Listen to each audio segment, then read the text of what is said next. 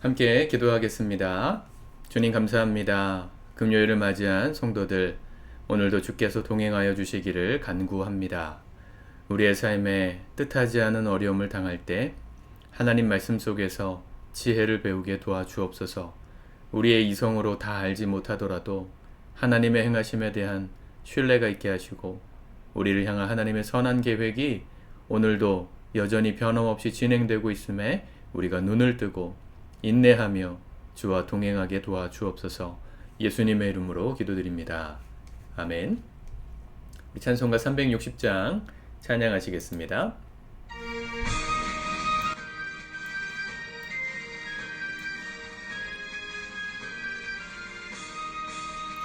행군 나팔 소리에 주의 호령 났으니 십자가의 군기를 높이 들고 나가세.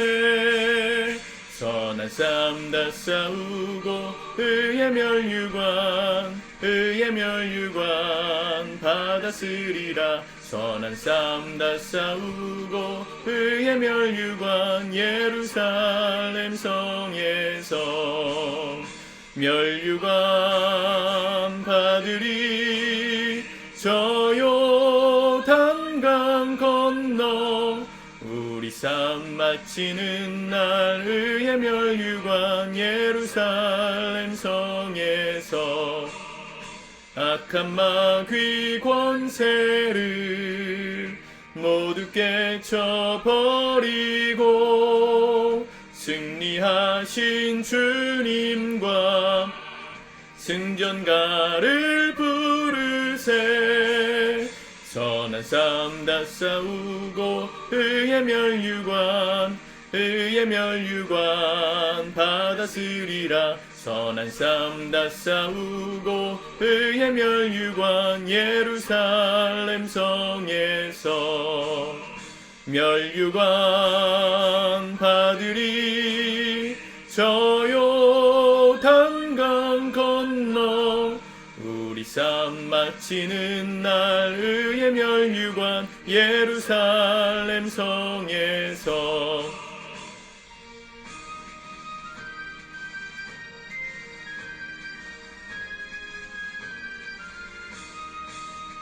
달려갈 길 다 가고 싸움 모두 마친 후 주와 함께 기쁨을 용사들아 누리세.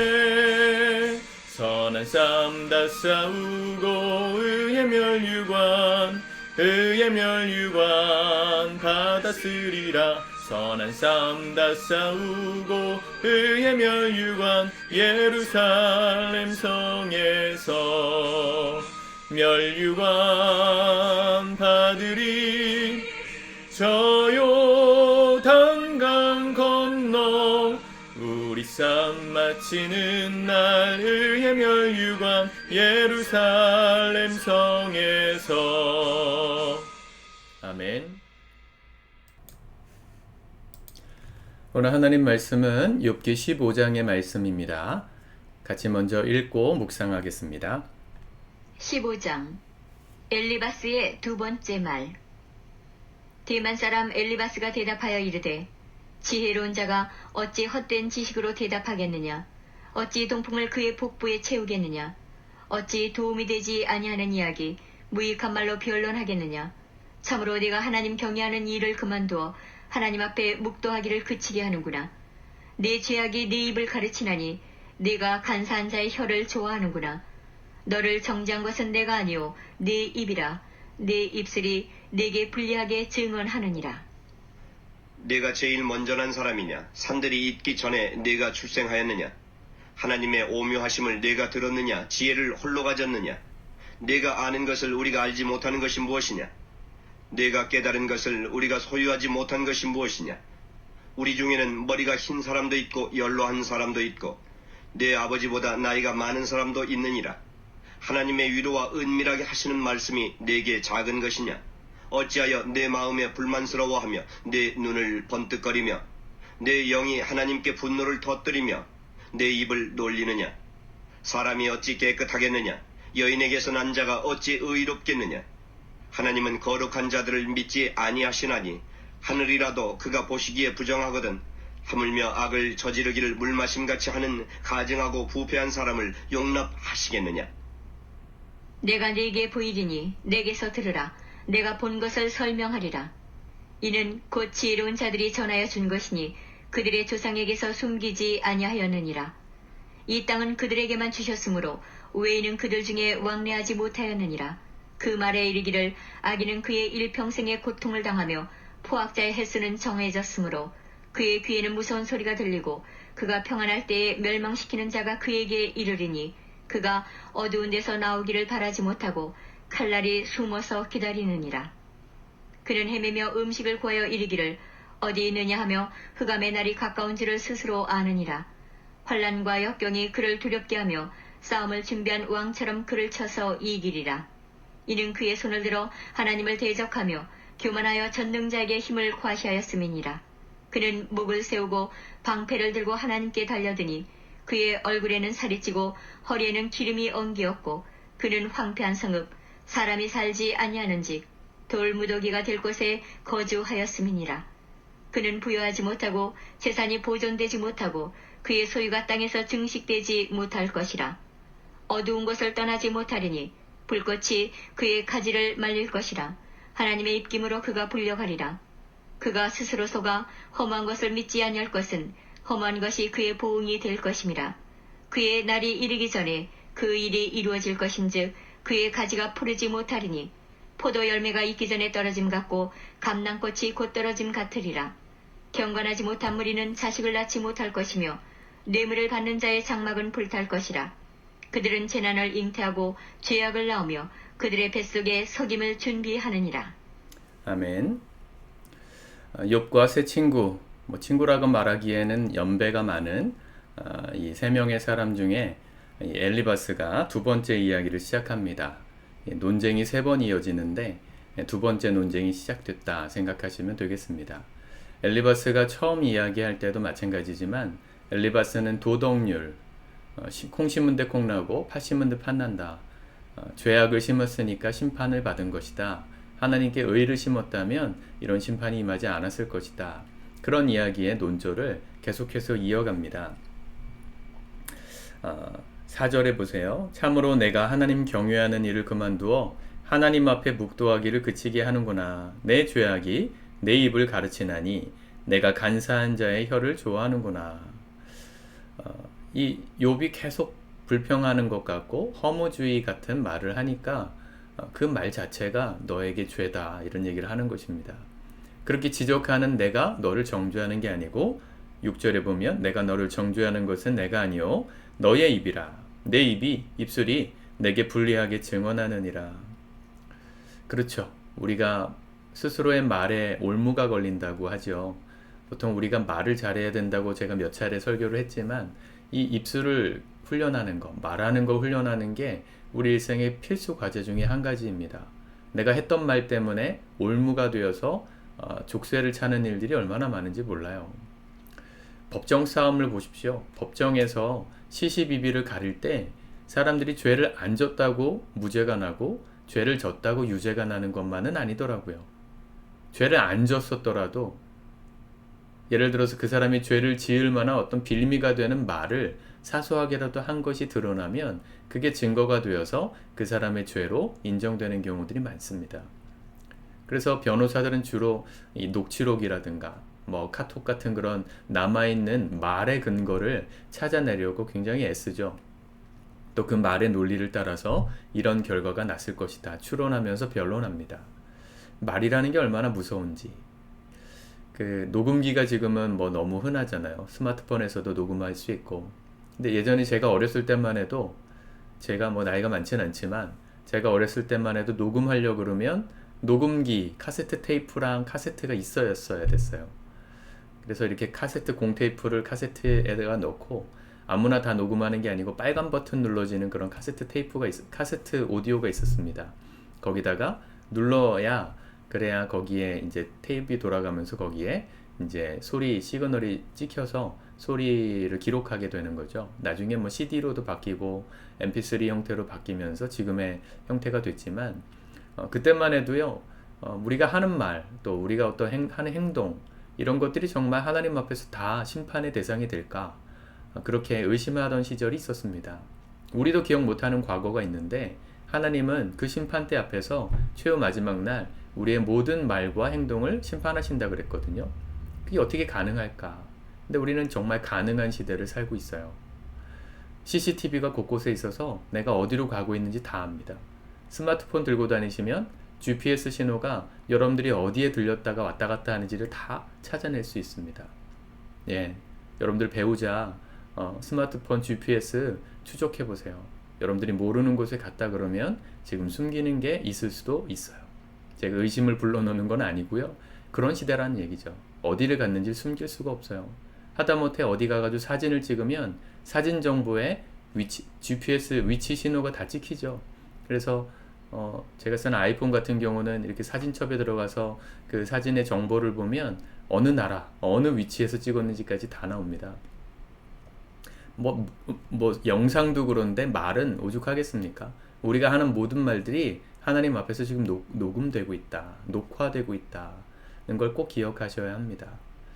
그걸 기억하고 살아야 우리의 언행이 바르고 또 절제가 되는 거예요. 나라님 임금 없는 자리에서 나라님 없는 데서는 욕을 한다고 그 사람 없는 자리에서 누구나 욕한다고 뭐 그런 말 있잖아요. 사람은 그걸 못 보고 지나갈지 몰라도 하나님은 다 아십니다. 우리 입술을 늘 지키셔야 돼요. 그 사람 없다고 뒤에서 험담하고 그 사람에 대해서 가십하고 정말 나쁜 태도입니다. 여러분 우리 입술을 오늘도 지켜가시면 좋겠어요. 이 오늘 엘리바스가 하는 말들이 일반론적으로는 맞는 말이라고 제가 계속 말씀을 드리죠. 일반적으로는 맞습니다. 이 도덕률, 하나님은 죄악을 심은 자에게 심판을, 의를 심은 자에게 상급을 주시는 분이십니다. 그건 성경적인 원리예요. 그래서 우리가 하나님 앞에서 바르고 정직하게 살려고 하는 이유도 하나님의 그 도덕적인 법칙을 믿기 때문이죠. 그런데 하나님은 그 도덕률에 갇혀 계신 분은 아니십니다. 왜냐하면 지금 욥이 고난당하는 건 죄 때문이 아니거든요. 하나님은 그 우리가 가지고 있는 상식의 틀을 깨고 하나님께로 더 가까이 나아가길 원하세요. 우리가 알던 지식의 수준에 머물러 있는 엘리바스와는 다르게 욥은 내가 네가 말하는 모든 말들이 뭔지 안다. 나에겐 지혜가 없겠느냐? 다 아는 얘긴데 나도 그렇게 생각하고 살았는데 그렇게만 해석할 수 없는 상황이 있더라. 그래서 나는 고민하고 괴로워하는 것이다. 내가 이 답을 얻을 때까지 하나님께 질문할 거라고, 날 내버려 두라고 하고 있는 게 욥의 입장입니다. 나중에 하나님이 38장 이후에 나타나셔가지고 욥에게 장황하게 말씀하신 다음에 42장에 보면 친구들에 대해서 평가하시는데 욥이 옳고 친구들이 틀렸다라고 말씀하세요. 이 엘리바스를 비롯한 3명의 친구들은 당황스러웠겠죠. 본인들이 평생 지혜라고 생각했던, 또 여기 어떤 표현이 나옵니까? 17절에 보면 내가 네게 보이리니 내게서 들으라. 내가 본 것을 설명하리라. 내가 가진 경험과 지식을 좀 믿어라, 들어라, 내가 가르쳐 줄게 하던 지혜자들 입장에선 그게 틀렸다라고 말씀하시는 하나님의 말씀이 당황스러웠을 거예요. 여러분 우리가 가지고 있는 신앙의 틀이 있겠지만 그게 전부가 아니라는 걸 늘 생각하고 사셔야 합니다. 내가 옳다고 믿고 있는 하나님에 대한 진리가 있겠지만 그게 전부는 아닐 수도 있어요. 그게 전부라고 생각하고 살면 하나님이 오해가 될 때가 많아요. 아니 나는 하나님 앞에 그렇게 죄진 것도 없고 늘 하나님 앞에 최선을 다해서 신앙생활을 한 것 같은데 왜 내 삶에는 이렇게 어려운 일이 자꾸 생길까? 왜 몸이 아프고 가족들이 병들고 왜 직장에서 자꾸 어려운 일들이 생길까? 이해가 되지 않아요. 그 하나님이 마치 나를 괴롭히는 것 같단 말이죠. 그게 아닙니다. 우리가 하나님 앞에 잘하고 열심을 내는 거 좋은 건데 그렇기 때문에 축복받는다? 성경이 어디 그렇게 나오나요? 그런 도덕률도 물론 있지만 대부분의 경우에는 그 이상에 계신 하나님의 뜻이 있을 수 있다. 하나님께 잘했어요. 죄 안 짓고 열심히 살았어요. 예수님이 제일 그렇게 사셨죠? 그럼 예수님은 어떤 인생이 되셨어야 돼요? 십자가 지시면 안 돼요. 근데 예수님이 십자가를 지셨거든요. 예수님의 십자가는 저주입니까? 사람들은 다 그렇게 생각했어요. 없는 자가 십자가에 매달릴 수는 없었으니까, 도덕률로는. 근데 그 이상의 하나님의 뜻이 있었다는 걸 우리는 이제 알지 않습니까? 우리 인생에 대해서도 똑같이 적용하셔야 돼요. 내가 당하는 고난의 이유, 내가 해석할 수 없는 상황이 생겼다면 겸손히 하나님 앞에서 질문하는 시간을 가지셔야 됩니다. 겸손히 하나님, 내가 모르는 지혜를 알려주십시오. 깨달을 때까지 기도하면서, 때로는 원망하면서라도 붙드셔야 돼요, 하나님을. 결국 욥이 나중에 하나님을 만나지 않습니까? 그리고 자기가 가진 궁금증이 해소돼요. 예, 이 과정이 우리의 성숙의 과정입니다. 하나님은 우리 모두를 그 자리까지 이끌어 가실 거예요. 신앙의 수준이 다 달라서 어떤 사람들은 아직 거기까지 가지 못하셨을 수도 있어요. 아직까지는 해피한 신앙의 어떤 신앙생활에 있어서 어떤 허니문 같은 기간을 보내고 계신 분들도 있을지 몰라요. 그냥 다 좋은 거예요. 하나님께 기도하면 응답받고 내가 하나님 사랑하면 그게 날마다 느껴지고, 그러면 참 감사한데 그게 전부는 아니라는 거죠. 성장해 가야 합니다. 아이가 성장함에 있어서 배워야 하고 자립해야 되는 것들이 있듯이 신앙에 있어서도 배워야 하고 자립해져 가야 되는, 더 많이 깨달아 가야 하는 경지가 있다, 이렇게 생각하시면 좋겠습니다. 네, 오늘 엘리바스가 하는 모든 얘기들 대부분 맞지만 욥에겐 적용되지 않았다는 것을 기억하면서 오늘 내 삶도 그렇게 해석해 가실 수 있길 바랍니다. 하나님께는 더 있다, 내가 알지 못하는 그 이상의 것이 있다, 그렇게 신뢰하면서 오늘도 믿음으로 이 하루 살아가실 수 있기를 우리 주님의 이름으로 축복합니다. 기도하겠습니다. 주님 감사합니다. 오늘 주님께서 주시는 말씀 앞에 우리가 믿음을 심고 또 기도를 심어 하나님께로 나아갑니다. 다 이해하지 못해도 하나님, 주님은 우리보다 더 지혜로우시고 더 크신 뜻이 있음을 우리가 믿고 신뢰하게 도와주옵소서. 어렵고 힘든 상황 속에서 고민할지라도 영원히 우리를 버리지 않으시고 마침내 주의 뜻을 깨닫는 그 자리까지 우리를 신실하게 이끌어 가실 주님을 신뢰합니다. 의지합니다. 오늘도 주께서 우리와 동행하시고 우리도 주님과 동행하기를 힘쓰는 복된 하루 되게 도와주옵소서. 예수님의 이름으로 기도드립니다. 아멘.